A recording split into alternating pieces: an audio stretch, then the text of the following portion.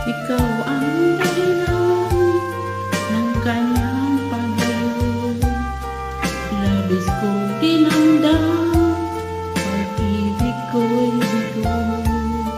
Siya'y umiibig sa'yo, sana'y mahalin katulad ng pagmamahal ko. Nilimot niya ko nang dahil sa iyo, kaya kong tanggapin sapagkat palad ko ang kaligayahan niya.